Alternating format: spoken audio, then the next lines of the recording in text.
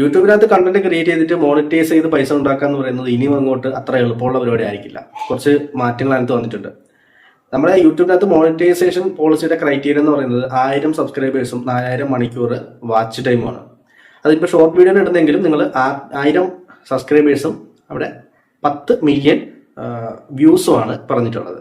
വളരെ സിമ്പിൾ ആയിട്ടുള്ളൊരു ക്രൈറ്റീരിയ ആണ്. 10 മില്യൺ വ്യൂസ് ഒക്കെ ഷോർട്ട് വീഡിയോയ്ക്ക് ഈസി ആയിട്ട് ക്രിയേറ്റ് ചെയ്യാൻ പറ്റും.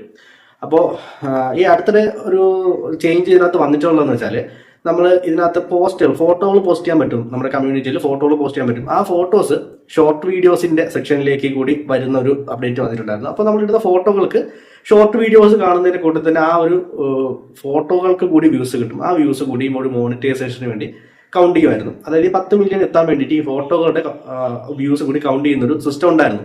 എന്നാൽ ഇപ്പോൾ യൂട്യൂബിന്റെ പോളിസിയിൽ ചെറിയ മാറ്റം വന്നിട്ടുണ്ട്. ഇനി മുതൽ അത്തരത്തിൽ പോസ്റ്റുകൾ ഫോട്ടോകളായിട്ട് ഇടുന്നതിന് വ്യൂസ് ഈ ഒരു മോണിറ്റൈസേഷന് വേണ്ടി കൗണ്ട് ചെയ്യില്ല.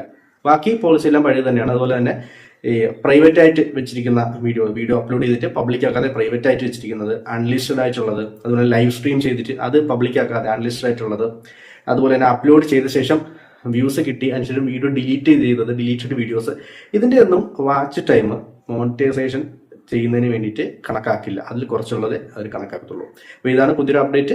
ഇതുപോലത്തെ യൂട്യൂബ് സംബന്ധമായിട്ടുള്ള ഇൻഫർമേഷൻസ് ആണ് ഈ ഒരു ചാനലിനോട് പ്രൊവൈഡ് ചെയ്യുന്നത്. അത് കിട്ടാൻ വേണ്ടി ചാനൽ ഒന്ന് ഫോളോ ചെയ്തിരിക്കുക. ഓക്കെ.